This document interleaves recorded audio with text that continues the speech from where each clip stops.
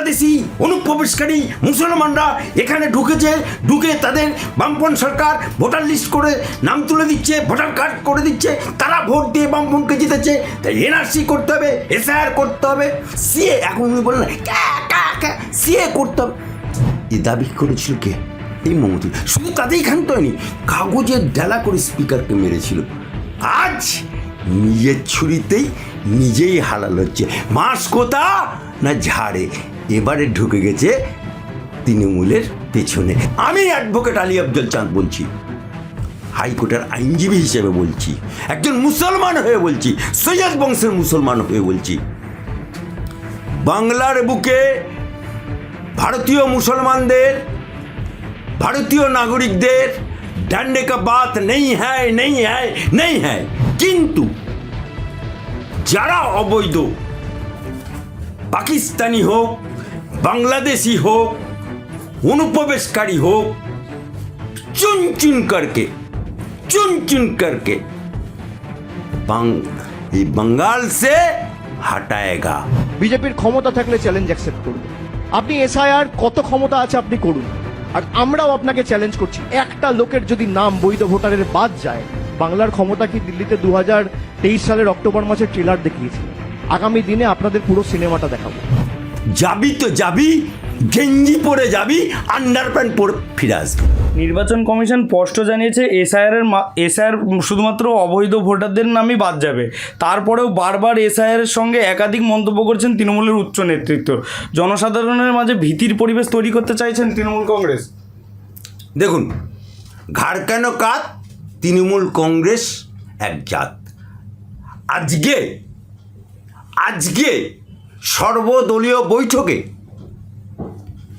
অরূপ বিশ্বাস আর ফিরহাদ হাকিম, যার মেয়ে নাকি বলে চোরের মেয়ে, যার মেয়েকে জনগণ বলে, সে বলছে যে জেনুইন ভোটার বাদ গেলে ঠ্যাং ভেঙে দেবো। এত বড় ক্ষমতা ফিরহাদ হাকিমের।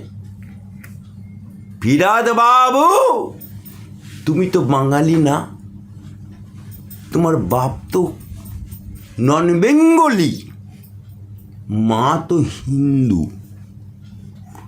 তুমি আজকে পা ভাঙার কথা বলছো।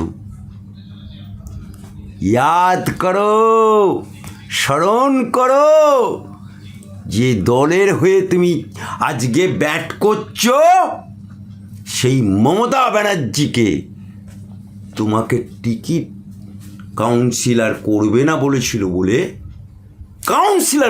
বলেছিল বলে মমতার বাড়িতে কে ভাঙচুর করেছিল?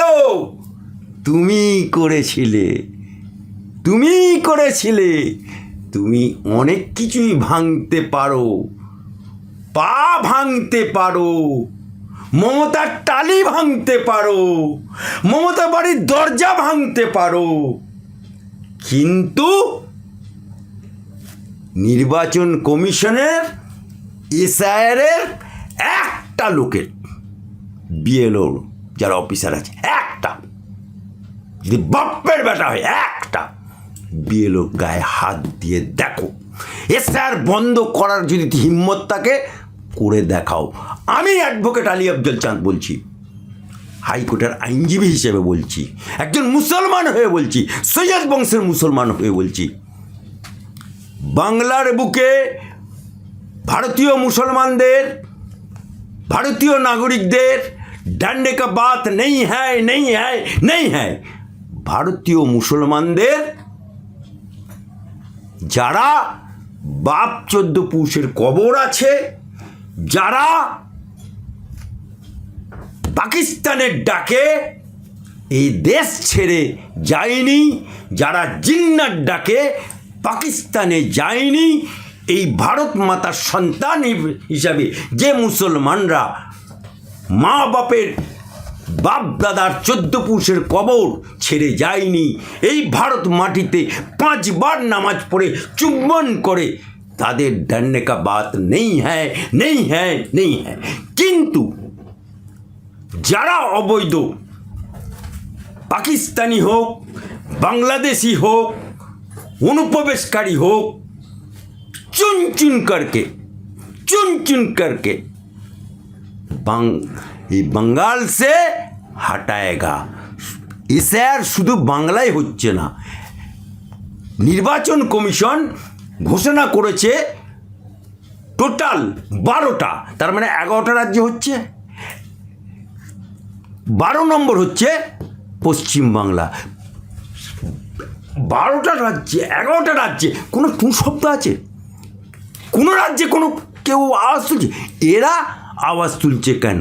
কারণ এই মমতা ব্যানার্জি, এই মমতা খালা, এই মমতা বুবু, এই মমতা আপা, এই মমতা ব্যানার্জি যখন বামফ্রন্ট সরকার, উনি তখন কংগ্রেসের সাংসদ, উনি তখন সংসদে কি বলেছিলেন?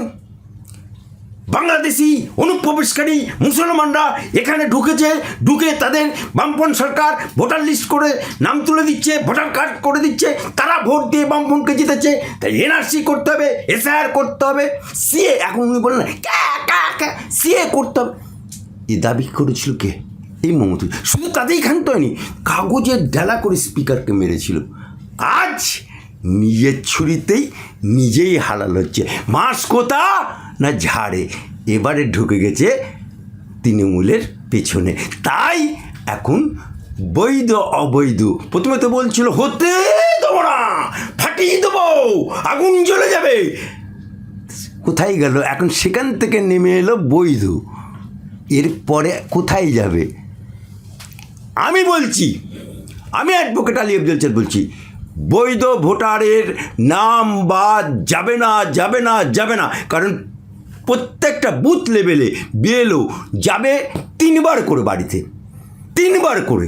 সুতরাং বৈধ ভোটারের নাম বাদ যাবে না, যাবে না, যাবে না। যদি কারোর যায়, আমি অ্যাডভোকেট আলী আফজাল চাঁদ বলছি, আমি ফ্রিতে তাকে আইনি সাহায্য করব। আর স্যার রোগ সেজদ রোগলো। স্যার বলছি, দেশ ছেড়ে পালাবেন না, যেখানে থাকবেন খুঁড়ে নিয়ে আসবো, জ্ঞানেশ কুমারকে ওয়ার্নিং অভিষেক বন্দ্যোপাধ্যায়ের। নির্বাচন কমিশনারকে উদ্দেশ্য করে একজন সাংসদের সদস্য এই ধরনের হুমকি বা কটূক্তি আপনি কিভাবে দেখছেন? আপনি কি মনে করেন এটি গণতন্ত্রের পক্ষে কতটা ক্ষতিকর? এটা তো ডায়মন্ড মডেল, এটা তো অভিষেক ব্যানার্জির ডায়মন্ড মডেলের কথা উনি বলেছিলেন না, ডায়মন্ড হারবার মডেল। ওদের ডায়মন্ড হারবার মডেল চলছে। বছরের প্রথম দিন তৃণমূলের প্রতিষ্ঠা দিবস 1 জানুয়ারি, আরাবুল ভার্সেস শওকত মোল্লা, খেলি তৃণমূল ভার্সেস তৃণমূল। তারপরে শওকত মোল্লা ভার্সেস এখন আবার বাপ্পি লেগে গেছে, ঠাপাঠাপ ঠাপাঠাপ।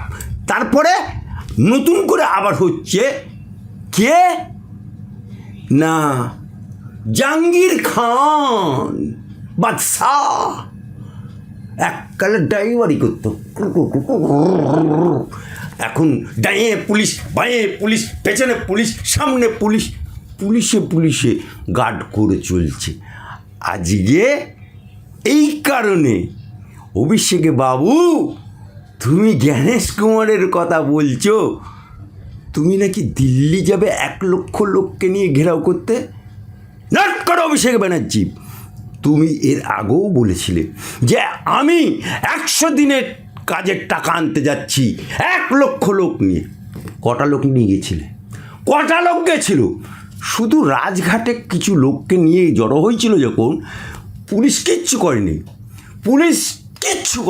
শুধু সিটি মেরেছে। 1 সিটিতে ওদের এমএলএ ফোন হারিয়ে পড়লো, 1 সিটিতে বাঁচাও সাধু বলে ছুটে পালাবার পথে সব জুতো হারিয়ে যাচ্ছে, ছুটি হারিয়ে যাচ্ছে, বাঁচাও বলে পালাচ্ছে, লাঠিচার্জ করেনি।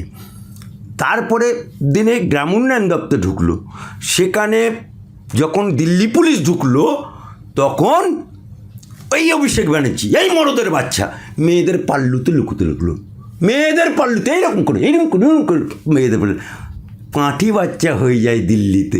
জানা অত যদি হিম্মত, যা দিল্লিতে সবকা সাথ, সবকা বিকাশ, সবকা বিশ্বাসের সরকার আছে। যাবি তো যাবি, গেঞ্জি পরে যাবি, আন্ডার প্যান্ট পরে ফিরে আসবি। স্যার এসআইআর প্রসঙ্গ আসতে অনুব্রত মণ্ডল বলছেন এসআইআর চালু হোক, এসআইআর চালু হোক, এতে প্রবলেম কি? ভালো হবে, এসআইআর চালু হলে তো ভালোই হবে, কোনো প্রবলেম নেই। যেভাবে গোটা দল এসআইআরের বিরুদ্ধে একেবারে নির্বাচন কমিশন পর্যন্ত ঘেরাও করার হুঁশিয়ারি দিয়েছেন, সেখানে তিনি কেন এত নিশ্চুপ, কি মনে হয় আপনার? তিহার জেল খেটেছে তো, পায়দানিও খেয়েছে, বাপের নাম খগেনও হয়েছে, নিজের আইবুড়ো মেয়ে জেল খেটেছে, এবং উনি কেন্দ্রের কাছে সিবিআইয়ের কাছে মুচলেখা দিয়ে এসছে। কী মুচলেখা? সিবিআইয়ের কাছে মুচলেখা কী দিয়েছে? যে আমি কেন্দ্র সরকারের বিরুদ্ধে বা কোনোদিন কোনো আচরণ করব না। 2 নম্বর, আমি গরু পাচারের টাকা থেকে আরম্ভ করে সমস্ত টাকা মুড়ির টিনে করে, টিভির বাক্স করে, কাকে দিতাম, কীভাবে পুলিশ স্কট করে নিত, সমস্ত দিয়ে ও রাজসাক্ষী হয়েছে। তাই ও আর ওর মেয়ে জামিন পেয়েছে। এবারে ও বলেছিল কোর্টে যে আমার কিচ্ছু নেই, আমি ভিখিরির বাচ্চা হয়ে গেছি। কিন্তু এবারে 650 ভরি সোনা দিয়ে মা কালীর পুজো হয়েছে, এতেই সিবিআইয়ের নজরে চলে এসছে। আবার তিহার জেলে 1 পা, বীরভূমে 1 পা। এখন বাঁচাও সাধু বাবা, বাঁচাও সাধু বাবা বলতে শুরু করেছে।